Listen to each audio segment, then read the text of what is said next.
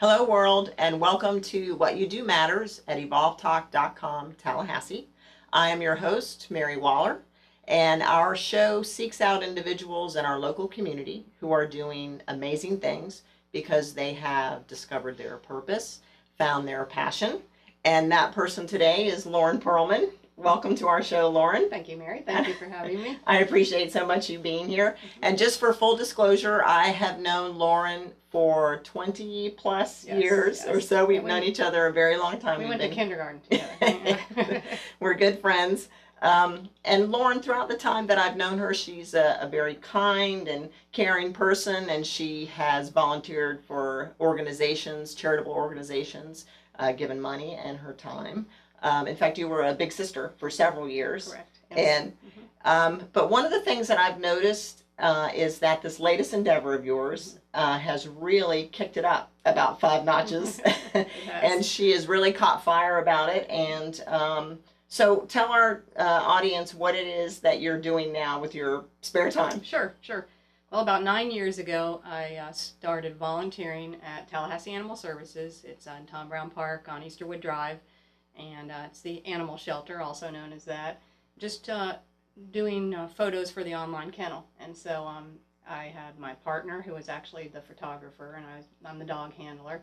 And, actually she started first, and it's something that she was enjoying, and I thought, well, let me go and, help out there.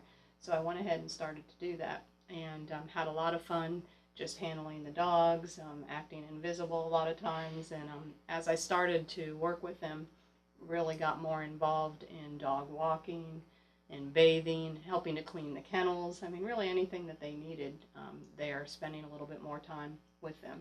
And this is something that I've been doing for twice a week at least now, usually Wednesdays after work, and then Sundays for a good half a day. And I've started a few other programs with the shelter as well. Okay, and so 9 years ago, I didn't realize it had been that long. And how did your partner get started doing the volunteering? I mean, what made you guys just sort of start doing that? I think just looking for something else to do in our lives, to be able to give back, and something that we enjoyed, and we've always loved animals, particularly dogs, and so we thought this was a great opportunity. And so once Colleen went, it was very simple. Fill out an application at the shelter, and then the volunteer coordinator calls you, and you do a little interview, basically walkthrough of what it's all about. You go through some training, and then you're a volunteer. So they've had a few different coordinators over the years, and excellent person there now. And there's just such a great group of volunteers that are there. I mean, it's really neat. Met so many wonderful people that now we've been friends with for so many years. Right. And so some people have been volunteering for a very long time, like you, and then some people just kind of come and go. Yes, yeah. There are quite a few, and they have quite a few students as well. So they may just be here for a few semesters, and then they graduate or leave for the summer. And so it doesn't have to be long term. They do ask at the shelter, though, that you're able to commit 8 hours a month. Okay.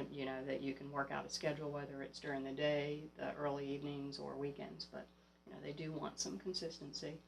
And it's been fun. It's been very exciting. Well, 8 hours a month is certainly manageable when you are working full time. Right. For many of us, it's more than 40 hours, yes. A week. But I think that you, at this point, give more than 8 hours because besides just being at the shelter and doing what you're doing, you also are fostering. Now, if it's a child, it's a foster parent. But what do they call you? Same thing, yeah. Foster parent. Foster parent. Okay. Yep. So how long have you been fostering? Oh, let's see. Fostering probably about 5 years, I would say. Actually, our first foster was a dog that we found not too far from our house on the side of the road, and was very skinny, a young pup, and so we were volunteering at the shelter at the time, and brought him to the shelter first of all to make sure he just wasn't lost, and didn't have an owner, and nobody claimed him, and he did have some malnutrition, medical issues, and things. So basically, he needed a foster, and they called us and said, "Hey, here's the situation. Would you be willing to foster him?" And we said, "Sure, we would." And so we went ahead, and he was just 6 months old, and we thought was going to be a little puppy, and one of our friends happened to see him, and he is now, I think, an 80-pound beautiful boy, but she has him now, and it's wonderful. And from there we just continued to foster. Not too many, maybe one or two here or there. Really, it's more recently that this past year probably have had maybe 3 or 4 fosters this year, but over the years it might have been one or two a year, and that was it. What is the commitment for being a foster? Because it's a little more of a commitment than just going to the shelter. Yeah, it's really, it's just being able to, provide shelter, provide, the food, water, sometimes, the necessities that, a dog you would expect would need. What you would do for your own animal, really. It's nothing more than that. Some of them might require some medication, depending on what their situation is. The foster I have now is heartworm positive, so she is being treated for heartworms, and then she'll go into a program to be trained, some basic obedience, but she requires 1 pill a day during the next couple days or so, and so do that. But really it just depends on the animal, but treat them just like your other animals. I do very slow introductions with my dogs. In fact, keep them separate to begin with. I have 3 wonderful dogs, but they are a little bit older and sometimes a little bit cranky, so we keep them separate, but make sure everybody's happy and gets enough time and enough care. And depending on how long we have the foster, we may at some point integrate them under supervision and everything. But it's just like bringing another dog into your home. Well, one of the things about you having other dogs is that's good, because the foster can learn how to get along with other animals, but it's not necessary that somebody have a dog also when they're being a foster. Yeah, and that's a good point. It really just does depend. The second foster that we took in was actually almost near death when we brought her in. And not only, and that's Tonks. That's Tonks. Yes. That's Tonks. Yes. And we have a picture of Tonks before Lauren and Colleen had her, and then afterwards. And Tonks is where? Yeah, she is with us. Yes, she's still with you. She is with us. It's been about 4.5 years now that we've had her, and she was probably a few days from death, just almost starved, skin and bones. But not only physically, you'll see what she looks like. You'll see her bones and things, but mentally she was completely withdrawn, and that's really something that I had never seen. And she would come into the room and lay down and just face the wall and curl up in a ball, and really didn't, even with the other dogs walking around and us, we were almost invisible for a good, I'd say, 4 days to a week or so, and then slowly she kind of came out of that. And that is a situation where having the other dogs really helped. I think she learned from them, as well as us, just how to be a dog, that it's okay to kind of open up and move around and unwind. And every month there was something different. It was months before she even let us give her a little belly rub and roll over. It might have been 6 months before she grabbed a toy and shook it around like the other dogs. But seeing them do that and watching them, she really picked up on that kind of behavior.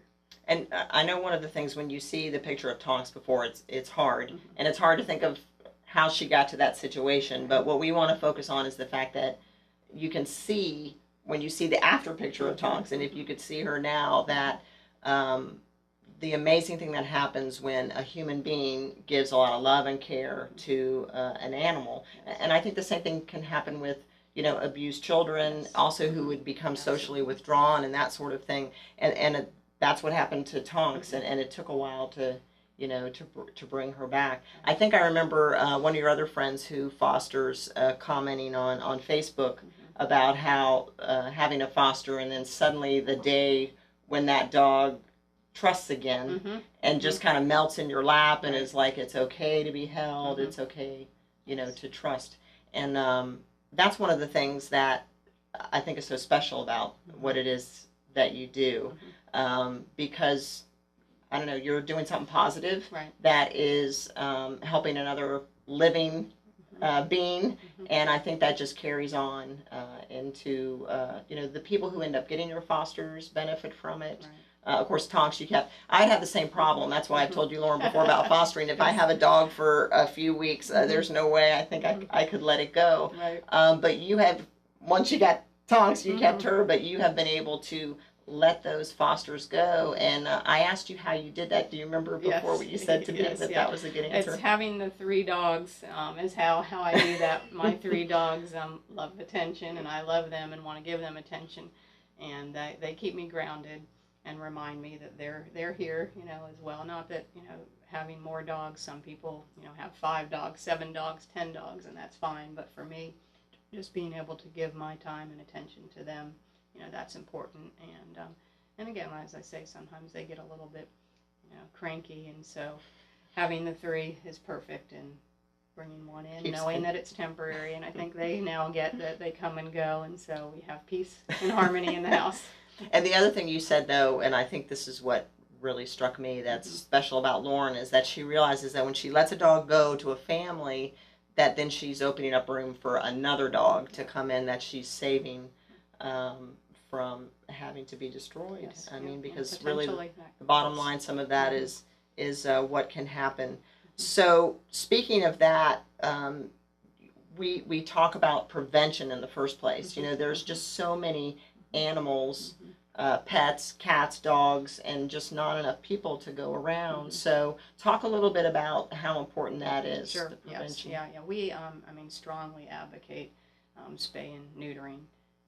Your pets. There are so many that unfortunately don't make it that come to the shelter. We actually, this year, I think it will be a little over 7,000 animals that come to the shelter, and that actually is down. Number. Yeah, it is down. It was, a few years ago in 2009, I believe it was around 11,000. Oh wow! And so it's definitely coming down, which is a good thing, and we believe because of some of the work that's being done in the community to educate people about spay and neuter. There's also low-cost vouchers available through both the foundation that I'm on the board of, the Animal Shelter Foundation, as well as Be the Solution, and there are some other organizations. Once a month, the first of the month, first business day of the month, the shelter gives out vouchers from some of these various organizations to individuals who need those. It's so important. How does somebody get a voucher? They can come to the shelter, as I said, the first business day of the month in the morning. About 10:30 the shelter opens, so usually the first couple hours from about 10:30 to 12:30 until the vouchers they don't have anymore, they'll give those out. And so there's just a certain number, and when those correct, are gone, they're gone. Right. What does somebody have to do to qualify to get a voucher? Is there certain? They're really, for the Animal Shelter Foundation, there aren't any qualifications. We do, hope that those people that are in need are the ones, that come out. But some people just, they would not get it done without the voucher, and so it's just so important for them to do that. And so, we appreciate that they come in for those. Be the Solution also has vouchers, and they have different programs depending on their funding, and many of those are based on need-based. So they have that, but I think they also have some others that may not be. So Be the Solution is not part of the Animal Shelter Correct. Foundation. It's a different organization. Correct. I love the name of that, Be the Solution, because Yes. that really is the solution, is Right. to spay and neuter. Yes, and we partner with them and other organizations. We all really try to do this together because that's the only way that it's going to work.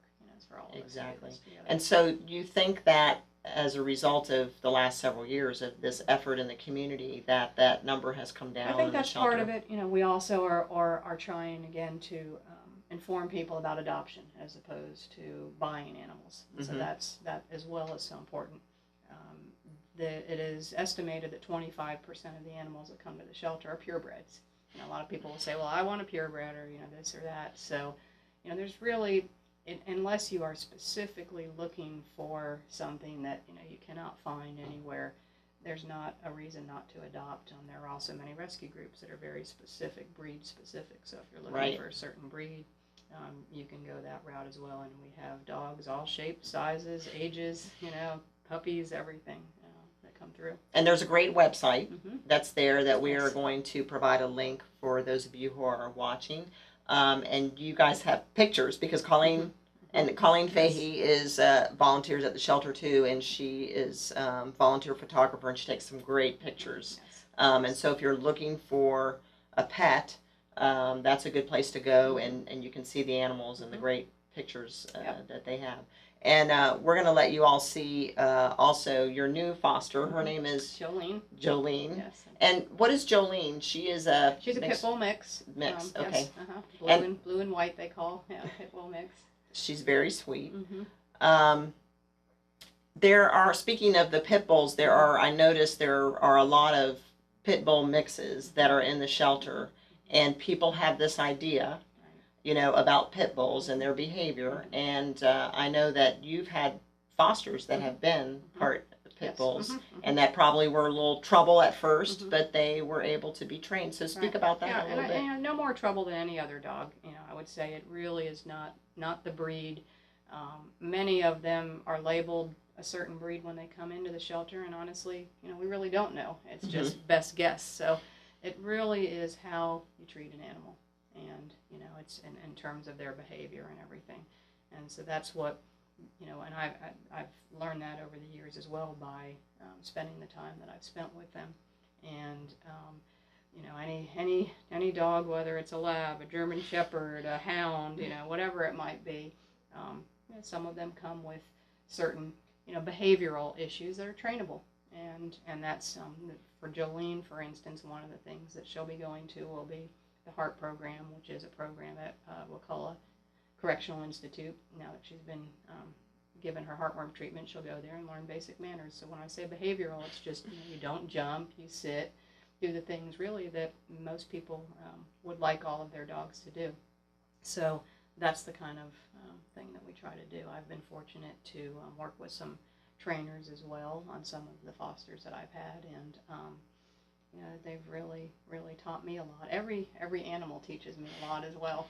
They all come with just different personalities, so it's been wonderful. What's something that you have learned from one of the animals? Do you have an example? I think really, Tonks is a great example in terms of how she, most people might have looked at her, and again, not just outwardly, but inwardly, about her behavior and how she was so withdrawn, and, thought that, there's no hope, I guess. And so what I have learned is that, it's just amazing if you take the time and spend the time, and it really is not a lot of energy and time, but enough to, care for an animal and kind of let them tell you, what their need. When they're ready, they come to you and sit next to you, or they come to you and give you a lick. She's very, very particular about when she's going to, give me a kiss, and that's fine. I'm fine with that. So I really think just learned that about the possibilities. Right, and again, I think of the parallels of an animal, it's a living creature, and a person. How sometimes, because of things that have happened to us, we don't trust as well, or we're not opening ourselves up for love.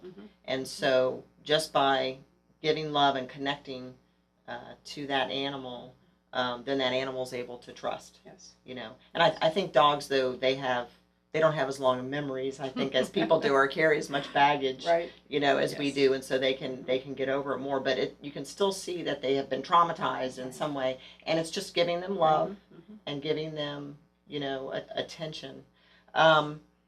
One of the things I was thinking about is there was another, I think it was Bandit, was one of your fosters. Yes. And if we have a picture of Bandit, we'll show that one too. Now, I think I'm recalling that when Bandit came to you, had some behavior issues. Yes. And so what were some of those behaviors that probably, if somebody had that dog, they think, I'm getting rid of this dog because this dog has this behavior issue. Right. And I think, I would say, again, it would just depend on the person and their experience with dogs. But there were some dogs that he was picky about, being around and everything. And so, and he still is, and it's just like people. You like some people, you don't like other people. So it's, again, they're really not a lot different than we are. I wasn't sure about being around children. No, he was fine. He was fine with kids, and everything. But just, again, certain dogs. There are some dogs that, if they're a male dog, they don't get along with other males, or female and other females. And there was no particular pattern with him, but just wanted to be sure he was going to be good, and he's okay. He would be okay, and and again, not hurt anybody. So I did work with the trainer, who was excellent, Leanne Falconer, with Red Hills Barkbusters, and we put him in situations, and worked also, actually, Pet Paradise was wonderful, and Last Hope Rescue. I ended up fostering him through Last Hope Rescue, and now he is in a home. He has 2 other dog buddies, and lives with a family, and he's just doing great. And that's the one who sends you posts on Facebook sometimes, right? Yes. Here's Bandit here, Yes. here's Bandit there. Right. And so Lauren gets to feel really good about providing a wonderful pet for another family. Absolutely. And seeing that Bandit is a welcome addition to that family. Yes. And that's what I'm remembering. Didn't get along with dogs, but now gets along with dogs and the kids and everything there. So that, I think, is probably extremely rewarding for you. Now, that's what I wanted to ask, is this particular volunteering that you're doing. As I mentioned, you've done several things throughout your entire life, but this one has really got your passion going. Yes. What is it that's different about this compared to some of the other things that you maybe volunteered for? I think with this, you get back what you give, I would say. And because of the nature of this type of work, I'm able to give a lot. Other volunteering was mentoring kids in school, and that was great, but I did that maybe a few days a week, and then there was no contact after school or anything like that, just as part of the program and everything, which was fine because that also fit my schedule. But here I'm able to give more, spend more time, and I get back a lot more. So in a sense, it's a selfish thing. It's also, again, these are living beings, and the more that we can save and not have an outcome that is not positive is something that just gets me going as well. And so stepping back and seeing some of the opportunities we have in the community to be able to do more, and it is a great animal community, and I think more and more people now are getting involved, and not just citizens and people that do live here, but also the local government and leadership. They've been very supportive as well. And so I just think that you see an end goal, and that is to really reduce euthanasia of adoptable animals, and you see that it's possible if we can all work together to move in that direction. So ultimately, it's one life at a time, but you know where you're going with that. Right, and it is one life at a time, and creating something positive, and that's what we're all about here at evolvetalk.com, is trying to create that positive, I want to say that positive vibe, and send it out into the world. And Lauren, you're doing great work. And one of the things is, Lauren's sitting here talking to me. She's doing a great job. It's like we're having a conversation. But speaking in front of the public is not something that you really enjoy. It is not. Public speaking in front of a group. But recently you stood up in front of the commissioners. Okay, and was it the city commissioners? Yes. And you talked to them about the monetary needs. Correct. Right? Yes. And so that was facing a big fear. Yes, it was. But you were able to do it. Yes. Again, for me, what motivates me, are the lives of these animals, and I still have pictures and names of some of them that did not make it, and it's for those and the ones that coming up that the passion drives me to go beyond my comfort zone, and do the things that hopefully will result again in positive outcomes. Right. I came up with the thought that passion is sort of like the kryptonite of fear. Yes, yeah, that is true. Yes. If you're passionate about something, you can overcome your fears, and public speaking was one of them. And you've done that several times, because down at Clayman Plaza, you had a little fundraiser, as well. Yes. And my alter ego, Skinny that Tea. was awesome. Yes. We did a little rap song every day. You got a neuter and spay. That's right. Which is an important message to get out. If somebody wanted to volunteer at the shelter. Now, some people can't give as much of a commitment as Right. fostering, but what are some opportunities that people have at the shelter that they can do? Because you mentioned it makes you feel good to Right. volunteer Right. for a cause, and this may be a cause that gets people started, and who knows where it may lead. Look Right. where it has led Lauren. Yes. So how can people get involved? Yep, they can go online, talgov.com/animals, and go to volunteer, and there is a volunteer application online, and fill that out, and the volunteer coordinator, will get in touch with them. There is all kinds of things to do at the shelter. If you're, some people are dog people, some people are cat people. They have rabbits there as well, and every now and then some other animals. You can do laundry, wash dishes. I mean, it just really depends on, what it is that you're comfortable doing and what you want to do to help. But with the animals there's socialization time with them, and that interaction helps. There's helping people, customers, as they come in, matching up somebody with the right cat or the right dog, depending on what their lifestyle is and what they're looking for.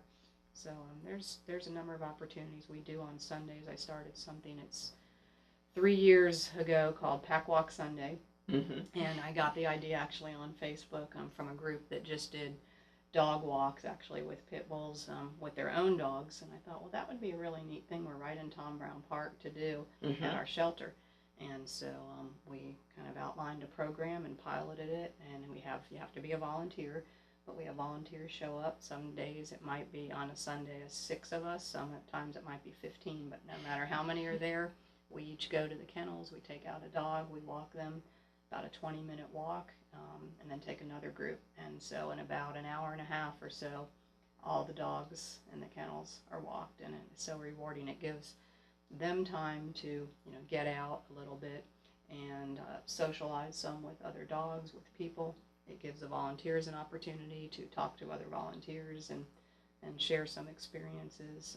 It gives everybody exercise, which is great. I was going to say, I'm thinking of the exercise part of yes. it, which is So also good for people to do. And it's just, it's a wonderful thing. So that's a good way. Opportunities. And aren't there also some items that you all like to get donated that people could collect, maybe Yes. at their work or at their home, and bring in? What are some items that you all are looking for? Some of the really canned food, canned cat food, canned dog food. Those are some of the things that really do help out.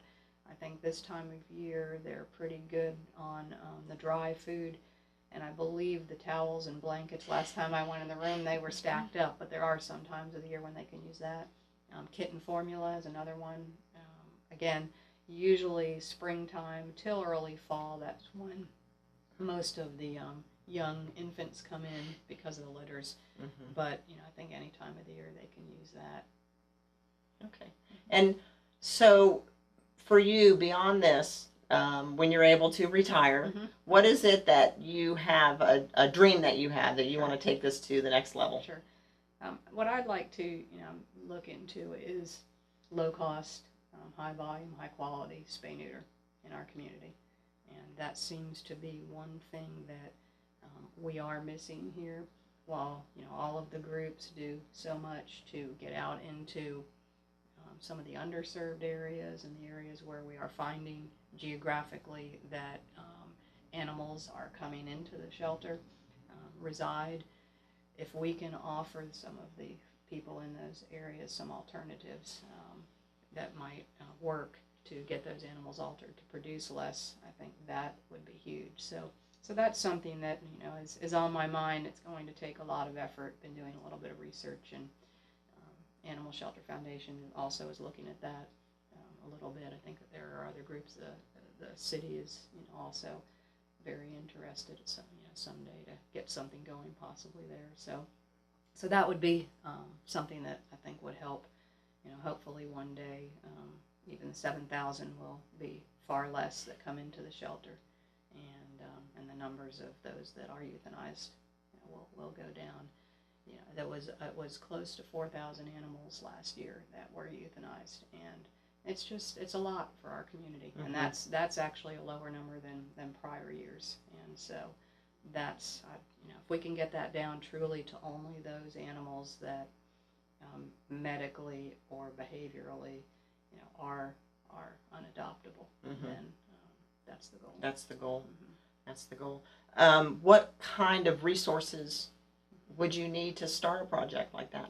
I think it's going to be grants and funding, really monetary resources. Some big donors that could come forward that could help something like this to get off the ground and going.